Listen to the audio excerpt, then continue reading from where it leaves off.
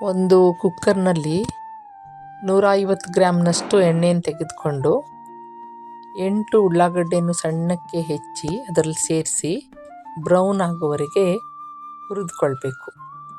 ಅಲ್ಲಿವರೆಗೆ ಮತ್ತೊಂದು ಪ್ಯಾನ್ನಲ್ಲಿ ದೊಡ್ಡ ತೆಂಗಿನಕಾಯಿ ಅರ್ಧ ಭಾಗ ತುರಿಯನ್ನು ತೆಗೆದುಕೊಂಡು ಅದಕ್ಕೂ ಕೂಡ ಬ್ರೌನ್ ಕಲರ್ ಬರುವವರೆಗೆ ಹುರಿದುಕೊಳ್ಬೇಕು.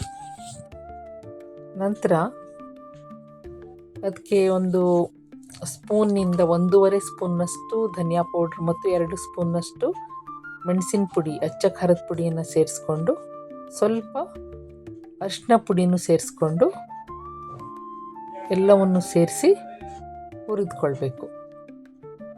ಒಣವಾಗಿ ಹುರಿದುಕೊಳ್ಬೇಕು. ಇದು ಹುರಿದಾದ ನಂತರ ಈ ರೀತಿ ಮಸಾಲೆ ನಾವು ಬೇರೆ ಬೇರೆ ತರಕಾರಿಗಳಿಗೂ ಬಳಸ್ಲಿಕ್ಕೆ ಬರ್ತದೆ. ಇದನ್ನು ಹೀಗೆ ಫ್ರಿಜ್ಜಲ್ಲೂ ಕೂಡ ಇಟ್ಕೊಳ್ಬಹುದು. ಅದಾದಮೇಲೆ ಈ ಉಳ್ಳಾಗಡ್ಡೆ ಬ್ರೌನ್ ಆಗಿರ್ತದಲ್ಲ, ಈ ರೀತಿ ಕಲರ್ ಬಂದಮೇಲೆ ಅದಕ್ಕೆ ಒಂದು 7ರಿಂದ 8 ಟೊಮೆಟೊವನ್ನು ಸೇರಿಸ್ಬೇಕು. ಅದರಲ್ಲೇ ಉಪ್ಪನ್ನು ಸೇರಿಸ್ಬೇಕು ರುಚಿಗೆ ತಕ್ಕಷ್ಟು. ಸೇರಿಸಿ ಟೊಮೆಟೊ ಬೇಯುವವರೆಗೆ ಮೆದುವಾಗಬೇಕು. ಟೊಮೆಟೊ ಅಲ್ಲಿವರೆಗೆ ಅದನ್ನು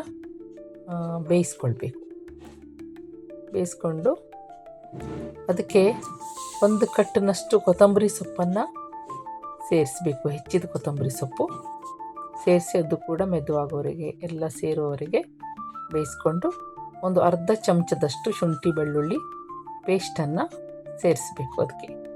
ಮತ್ತು 1 ಸ್ಪೂನು ಗರಂ ಮಸಾಲ ಪುಡಿ ಹಾಕಿ ಎಲ್ಲ ಮಿಕ್ಸ್ ಆದ ನಂತರ 1 kgಯಷ್ಟು ಮಟನ್ ಸೇರಿಸಿ ಸೀಟಿ ಮಾಡಿಕೊಳ್ಬೇಕು.